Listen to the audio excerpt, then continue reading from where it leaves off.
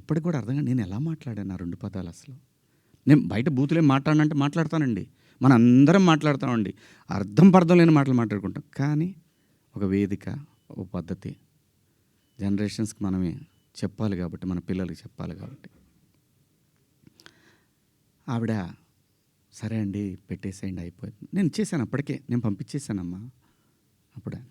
ఎందుకంటే వాళ్ళందరూ నాకు తెలుసు నన్ను అన్నాన అని పిలుస్తారు. ఒక్క మాట నన్ను అడిగుంటే ఒక్క మాట నేనేమన్నా మిస్‌బిహేవ్ చేశానండి ఎవరితోన్నా? ఎప్పుడన్నా మీరు ఏ ఆర్టిస్ట్ అయినా సరే ఇప్పటికీ భూమిక గారితో చేస్తాను. మేడం అని పిలుస్తా. లయమ్మ అంట. రంభ గారితో చేశాను. సంఘవి గారితో చేశాను. పెద్ద పెద్ద ఆర్టిస్టులతో చేశాను. ఇంత చిన్న మిస్‌బిహేవ్ చేయలేదు. చెయ్యను కూడా. ఎందుకంటే ఏదో ఒక రోజు ఇది మనకి గుదిబండై కూర్చుంటది. అందుకని నా పరిధి నేను ఎప్పుడు కూడా అసలు అమ్మాయిలతో దగ్గరకు కూడా ఎవరైనా కనపడ్డా కానీ యాటిట్యూడ్ అనుకుంటారు. ఎందుకంటే దూరంగా ఉంటా. ఏమో ఏ దరిద్రం ఎలా మనం నెత్తికెక్కించుకోవాల్సి వస్తుందో వాళ్ళెక్కడ అబాస్ పాలవుతారో పిల్లల్ని. అది నా క్యారెక్టర్. నేను నా క్యారెక్టర్ని చెప్పుకొని మనం హైలైట్ అవ్వాలనే ఉద్దేశం నాకు లేదు. జరిగిన తప్పుని నేను ఎక్స్‌ప్లనేషన్ ఇవ్వాల్సిన బాధ్యత నా మీద ఉంది మీ అందరి దగ్గరికి వచ్చి. అలాగే చూస్తున్న వాళ్ళ ప్రేక్షకులకు కూడా చెప్పాల్సింది. కానీ నిన్న మీరందరూ పెట్టారు. మీరందరూ లైవ్‌లు పెట్టారు. ప్రజల స్పందన మీరు చూశారు. అంత మాత్రం చేత నాకు సపోర్ట్ ఉంది నేను చెప్పట్లేదు. ఉన్నా సరే నేను మాట్లాడింది తప్పు. ఇది చాలా దూరం క్యారీ ఫార్వర్డ్ చేస్తాం. ఇంకో హీరోని అడుగుతారు. ఇలా అన్నాడు శివాజీ. క్షమాపణ చెప్పాడు కదయ్యా అని అంటారు. ఇది వెళుతూనే ఉంటుంది నిరంతరం కొన్నాళ్ళు ఇంతకన్నా పెద్ద ఇష్యూ వచ్చే వరకు కదా. అలాగే ఒకవేళ ఆ లూలు మాల్లో నిధి అగర్వాల్ పాపం ఆ పిల్ల బట్టలు ఏదన్నా ఒకటి జారితే ఆ అమ్మాయి జీవితకాలం ఆ వీడియోలు ఉంటాయి కదండి. తీమన్నా తీస్తారండి ఎవరన్నా? నన్ను చాలా ప్రొవోక్ చేసింది ఆ ఒక్క సిచ్యువేషనే. నేను మా సమంత గారిది నేను చూడలేదు. అయ్యింది అని అన్నారు. నేను అంటాను మీరంతా ఇప్పుడు నేను చెప్పిన మాట ఏంటి? అమ్మా మనకెందుకు ఈ దరిద్రం? ఇట్లా జనంలోకి వెళ్ళినప్పుడు కాస్త మంచి బట్టలు మీరు ఏమన్నా వేసుకోండి, చీరలు కట్టుకుంటారు. ఇప్పుడు మీరు వచ్చారమ్మా, చక్కగా నిండుగా వచ్చారు. ఎందుకు వస్తారు? మనకంటూ మనం ఒక చోటుకి వెళ్ళినప్పుడు మనకే ప్రమాదం లేకుండా మనల్ని ఎవడో విమర్శించకుండా బయటపడాలి అనేది ఉద్దేశం. అది నా ఇంటెన్షన్. శిక్ష వేసేవాడు కూడా ఫస్ట్ ఇంటెన్షన్ చూస్తాడు. ఇది ఏ ఇంటెన్షన్తో మాట్లాడాడు?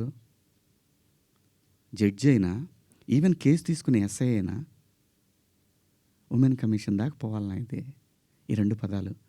నాకంటే పెద్ద పదాలు ఎవరు వాడలేదా ఈ పరిశ్రమలో? నాన్నే ఎందుకు మీరు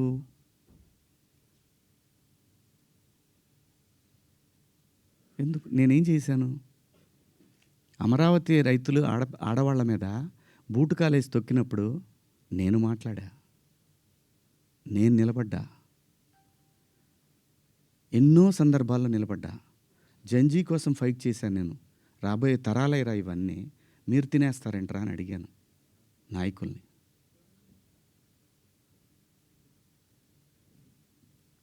మీరందరూ కూడా మన పేపర్లో కానీ లేదని కానీ ఎప్పుడైనా సరే ఒక మిస్ వార్త ఏదన్నా గబుక్కన మనం టీవీలో ప్రజెంట్ చేసినా కూడా సవరణ అని ఒకటి ఇస్తారు మీరు. మనుషులు మనం సమర్థించుకోవట్లా. పొరపాటు జరిగింది అని చెప్తున్నాను నేను. దానికి మీరందరికన్నా కూడా ఎంత ఇది ఉందో కానీ నేను ఎప్పటికి సెట్ అవుతానో నాకు తెలీదు. నా ఆవేదన అంతా ఆ చిన్మయ్య గారి దగ్గర నుంచి అలా అలా అలా అలా అలా అలా వెళ్ళి ఉమెన్ కమిషన్కి వెళ్ళిపోయి వాళ్ళు నాకు మెసేజ్ పెట్టి నువ్వు 27వ తారీఖు మా దగ్గర అటెండ్ కావాలి అని. అమ్మ నేను ఆల్రెడీ క్షమాపణ చెప్పాను. వన్స్ మేము రిలీజ్ చేసిన తర్వాత రావాలి. వెళ్తా, చట్టాన్ని గౌరవించాలి, ఖచ్చితంగా వెళ్తా. వెళ్ళి ఒక అపాలజీ లెటర్ ఇస్తా. నాకేం ప్రాబ్లం లేదు. నేనేం సిగ్గుపడను. నేను తప్పు చేసినప్పుడు క్షమాపణ చెప్పడంలో తప్పేముంది? ఏమీ తప్పులేదు. ఇష్టం వచ్చినట్టు మాట్లాడుకుంటున్నారు. ఒక బార్‌కెళ్తే డ్రెస్ కోడ్ ఉంటదండి. ఓ పబ్‌కెళ్తే డ్రెస్ కోడ్ ఉంటది. షూ లేకుండా లోపలికి రానీయడు. కొన్ని పబ్బుల్లో అయితే గర్ల్ ఫ్రెండ్ లేకుండా రానీయడు. నేనేమన్నాను? మనిషి ఆదిమానవుడు కోతి నుంచి మనిషిగా రూపాంతరం చెందిన తర్వాత ఇంగితం ఎక్కడ స్టార్ట్ అయిందంటే, ఈ శరీర భాగాలు కనపడటం కరెక్ట్ కాదే, ఏదోటి కట్టుకోవాలే అనే జ్ఞానం అమ్మకొచ్చిందో, నాన్నకొచ్చిందో తెలీదు. వచ్చింది. అలా అలా బట్టలు తయారు చేసుకునే లెవెల్‌కొచ్చి బట్టలు కప్పుకోవటం, బట్టలు వేసుకోవటం దాకొచ్చింది. మంచివి వేసుకోమంటం తప్పా అండి? కాదు. ఇదేం సిస్టము? ఆ సిస్టమ్‌కే పోతామన్నోళ్ళు పోవచ్చు. ఎవరు తప్పేం లేదు. ఎవరిష్టాలు వాళ్ళయి. ఎవరిష్టాలు వాళ్ళయి. ఇక్కడ నాకు కాన్స్టిట్యూషన్‌లోని సెక్షన్స్ గురించి చెప్తా. ఈ సెక్షన్ ప్రకారం మహిళల్ని అని చెప్పి టీఎఫ్ఐ ఉమెన్ వింగ్ పెట్టారు. చట్టం నాకు తెలుసు. కాన్స్టిట్యూషన్ చదువుకున్నాను. భారత రాజ్యాంగము హక్కులతో పాటు బాధ్యతలు కూడా ఇచ్చింది. న్యాయమూర్తి దగ్గర ఒక కేసు వెళ్ళినప్పుడు దాని తాలూకా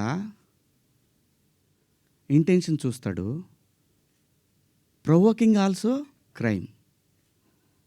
ప్రొవోకింగ్ ఆల్సో క్రైమ్.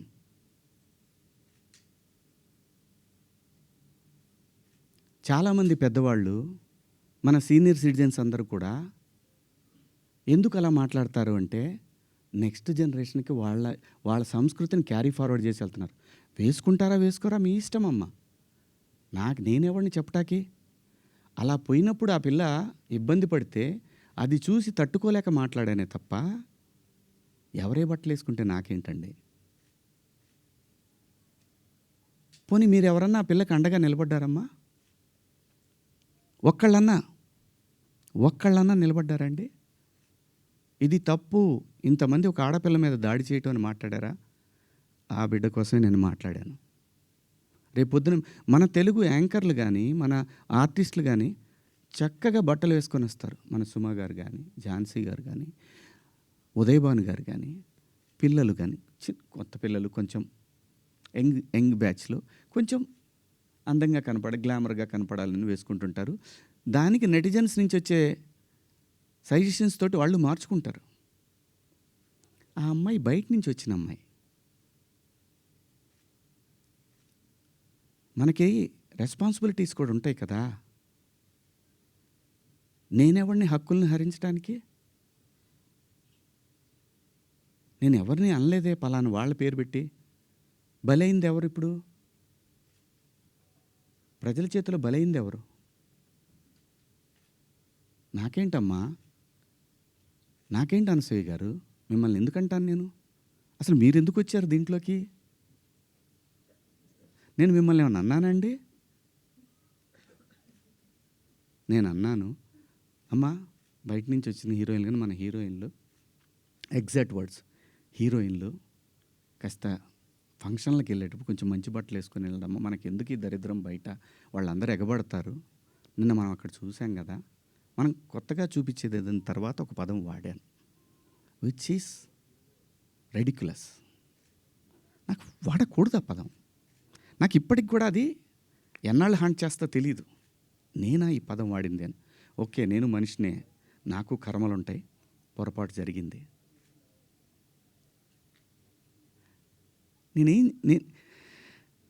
నా బాధ అంతా ఏంటంటే, నా వైఫు నా పిల్లలతోటి కరెక్ట్గా మాట్లాడలేకపోతున్నాను నేను. అది నా మిస్. వాళ్ళు నన్ను కన్సోల్ చేస్తున్నారు. వెళ్ళండి అని అంటున్నారు. అంటే ఎవరికో అయిందని కాదు, శివాజీ ఇలా మాట్లాడ్డే అని ఆ వైఫ్ని ఎవరిని అడుగుతారేమో అనే బాధ తప్ప నేను దేనికి భయపడేవాడిని కాదండి. తప్పు చేసినప్పుడు క్షమాపణ చెప్పడానికి కూడా ఒక క్షణం కూడా మనలో మనం కూర్చొని ఒక మాట అడిగితే సింపుల్గా, అమ్మ నన్ను క్షమించండి, నా వల్ల ఈ 2 పదాలు దొరికినాయి అని చెప్పేదానికి దాన్ని చాలా దూరం సాగదీశారు. పర్వాలేదండి, మేము పట్టడానికి ఉన్నాం, పడతాం. సమాజంలో ఎప్పుడైనా సరే ఇలా జరిగినప్పుడు నేను మాట్లాడతానండి. నేను ఖచ్చితంగా మాట్లాడతానండి. నేను ఏ తండ్రి వదిలేస్తారండి పిల్లల్ని? ఇంకొక పదం, ఒకప్పుడు ఒక జర్నలిస్ట్ మేడం గారు స్వేచ్ఛ మగాడిచ్చాడా అనే అంటే ఇదే డివిజన్ తీసుకురావటానికి.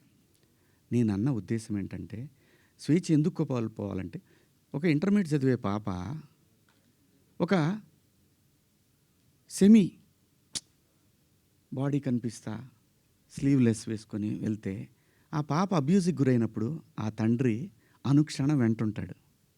అప్పటిదాకా హాయిగా తిరిగిన పిల్ల వీళ్ళ ప్రేమలో, వీళ్ళ పొసెసివ్నెస్ వల్ల ఆ పాప తన ఫ్రీడమ్ని కోల్పోయినట్టు ఫీల్ అవుతుంది.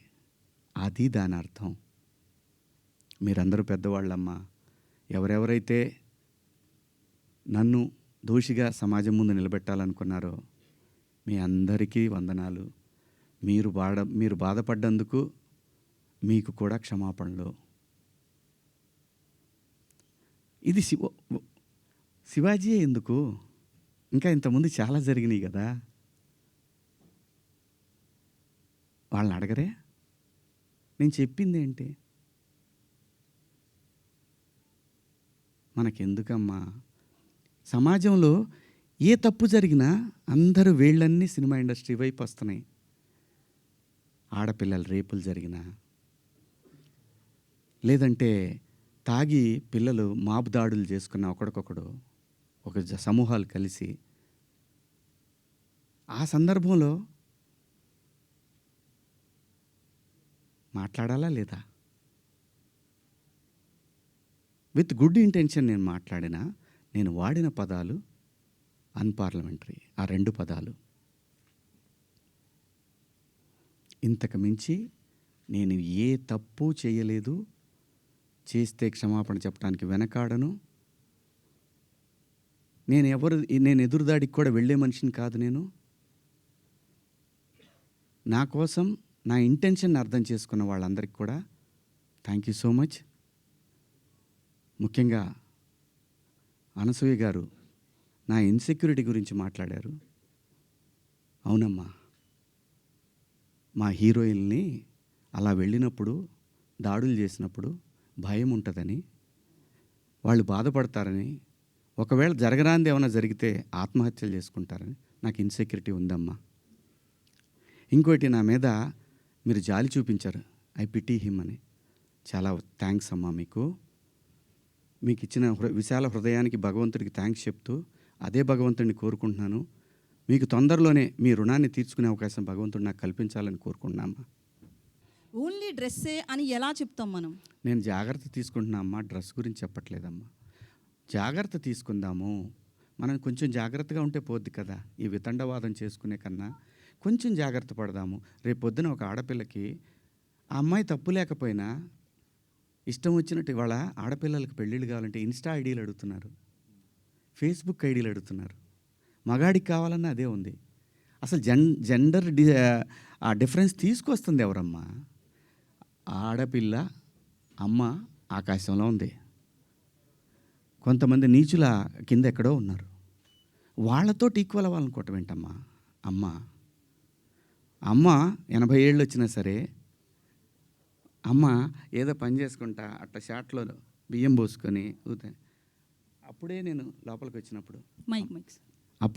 వచ్చినప్పుడు అమ్మ బయట కొంచెం పక్క పోతే, అమ్మకి 80 ఏళ్ళు, ఆయన అమ్మ అని కప్పుతాడు బిడ్డ. ఈ భూమి మీద ఏ మగాడు కూడా ఆడదాన్ని విలాస వస్తువుగా చూడరమ్మా. సొంత ఇంట్లో నేను జాగ్రత్త పడమంటున్నానే తప్ప నేను ఎవరిని కించపరచలేదమ్మా. నేను వాడిన పదాలు తప్పు, ఆ 2 పదాలు. నేను ఇచ్చిన స్టేట్మెంట్కి స్టిల్ నేను నిలబడి ఉన్నాను. నేనేమీ వెనక్కిపోను.